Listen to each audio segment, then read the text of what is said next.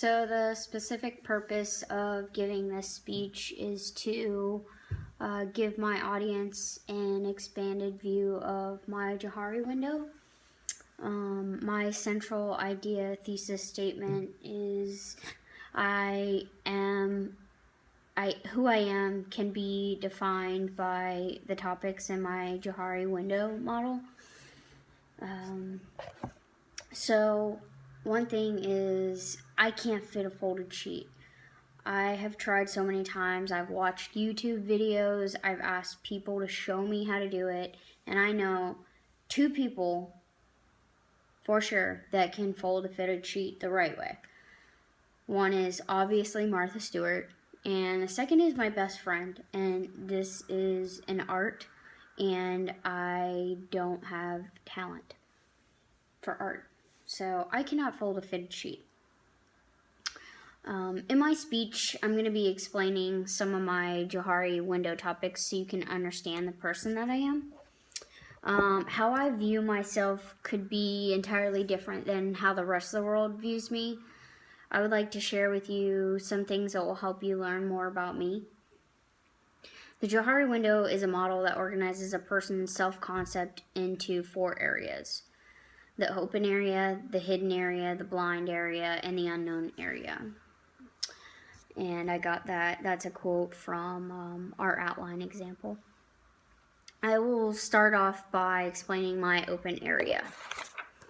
My first characteristic in the open area is that I lack personal connection. It doesn't really come easily for me to connect with people. If I meet someone new, I tend to be rather reserved and maybe even shy. If I meet someone that I'm interested in dating, then my communication is even worse. I tend to have a really hard time making small talk. My friends often don't understand my lack of ability to open up to them. This is an issue that I've struggled with since I was in the service. It's very difficult for me to maintain relationships and friendships with people because I'm closed off, and people can interpret that as maybe snobbish or feeling superior or some kind of negative adjective. Because of this, it's caused a lot of failed relationships, a lot of friendships that have just pretty much dissipated over time, and now a marriage. The second characteristic in my open area is that I'm cheap. A lot of times I'm asked to do things and my first instinct is to say no because I don't want to spend the money, because I'd rather save it to pay for things that need to be paid. I can be kind of taken the wrong way when I am invited to things and I say no because maybe like I'm too good to hang out with them. I don't know how they interpret me, but I can see how it can be interpreted the wrong way. Also, I was used to a certain standard of living financially when I was married, and now that I'm separated, not in that same financial category. So I'm learning how to adjust to my income now versus what it was in the past. I'm very strict about spending my money on things that I need versus things that I want. I can rationalize what I should be spending my money on, and when I'm contemplating purchasing something that I don't necessarily need. I actually have a budget, and I know down to the day how much I should or should not be spending on any kind of miscellaneous things that I want. going out to lunch or dinner. I always try to get the best deals possible, and anytime I can use a coupon, I do. And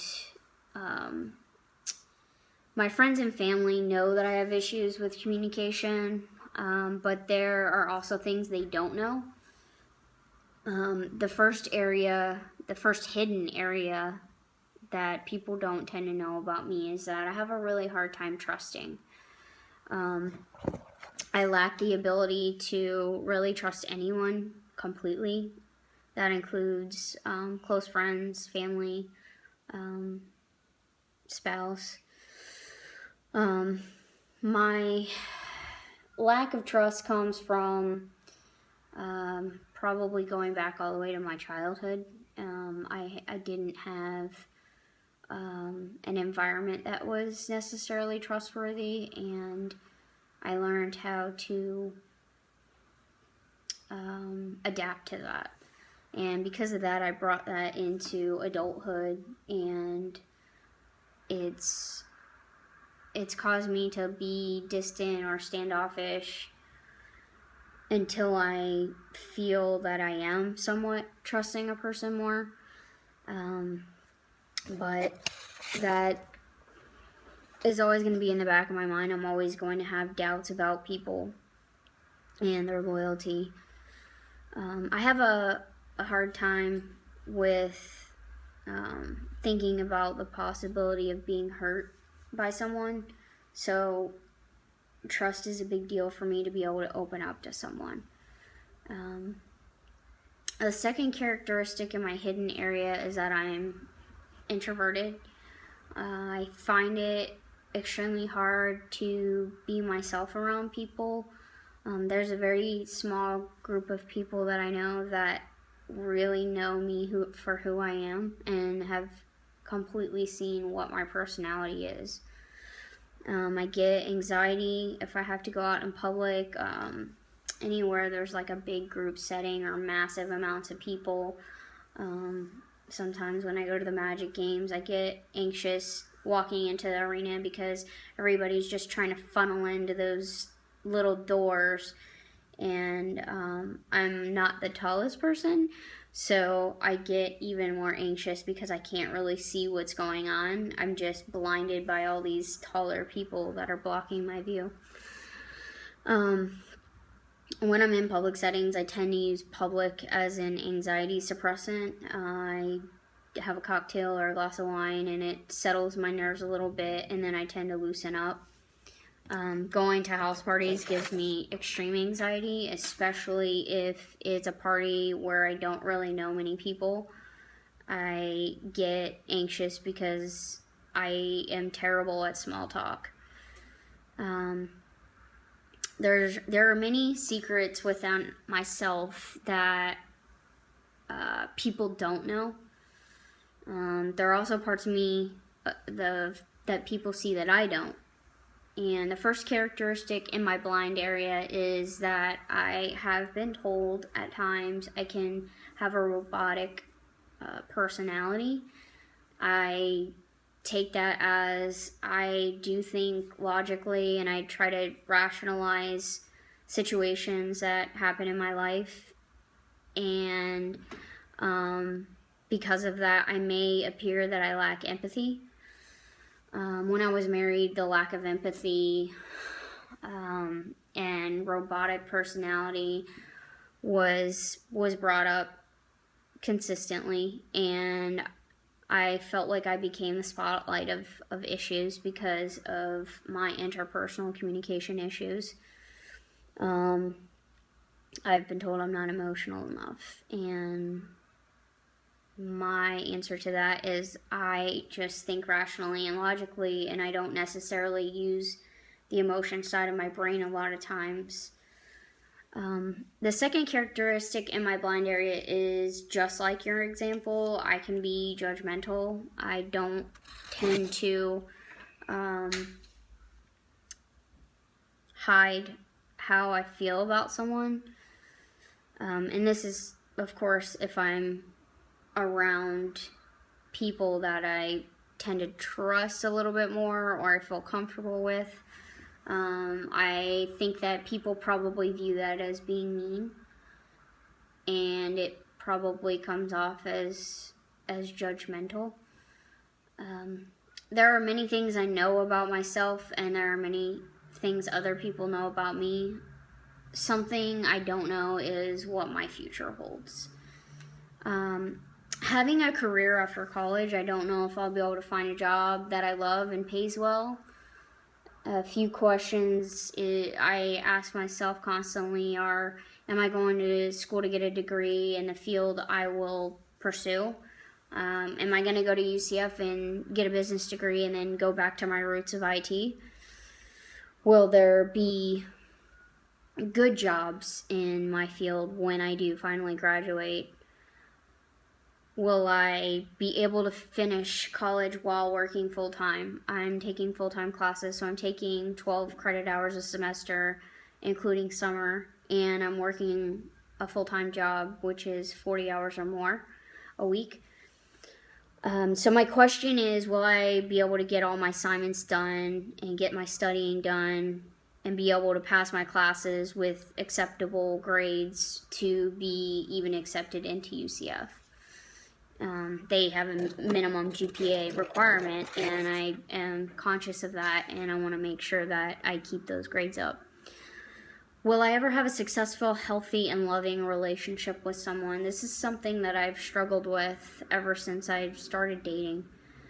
I have a problem leaving the past in the past and moving forward. I carry a lot of baggage from one relationship to another, and it just repeats the cycle over and over, and I'm not changing anything, which is the definition of insanity. My question about relationships are, will I meet someone that's right for me, that is healthy for me, and vice versa? Can I be in a relationship where I'm good for somebody else and they're good for me? Does that person exist, and will I be able to wholeheartedly trust that person?